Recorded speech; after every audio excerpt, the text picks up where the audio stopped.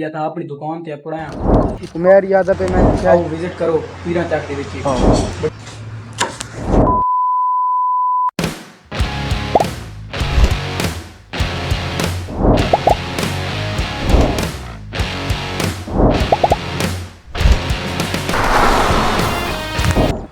अस्सलाम वालेकुम welcome back my new brand vlog. तो क्या हाल चाल, उम्मीद करें तुम सारे बड़ा खैर के दिन हाल हो। तो भाई जान तुसा कहंदे पे हो किदे तू इडे निकले वेंदे हो सीधे डोए दा असा वेंदे पे भाई चक दे विच अपने गांव दे विच मतलब कि वेंदे पे थां दे तां गांव दे विच लेकिन साडे थोड़े घर पाले थी ने ते गल होना गांव दे विच ठीक है।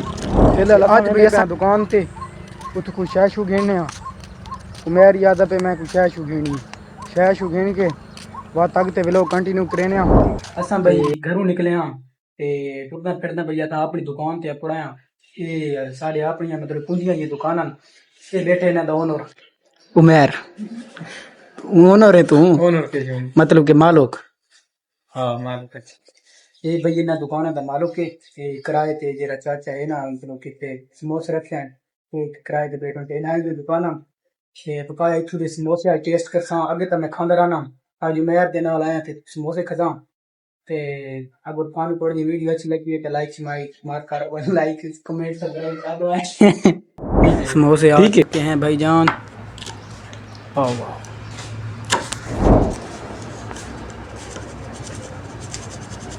मसाला लगा के खाना चाहिए।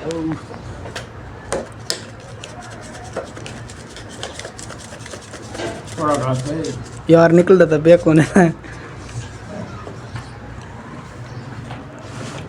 समोसे हैं भाईजान, किसी ने खाने हैं तो आ जाएं।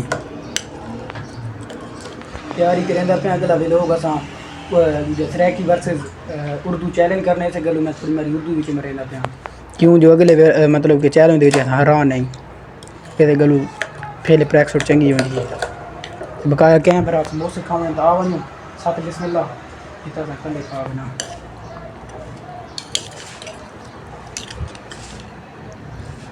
बिस्मिल्लाहिर्रहमानिर्रहीम बिस्मिल्लाह पड़ जाओ जबरदस्त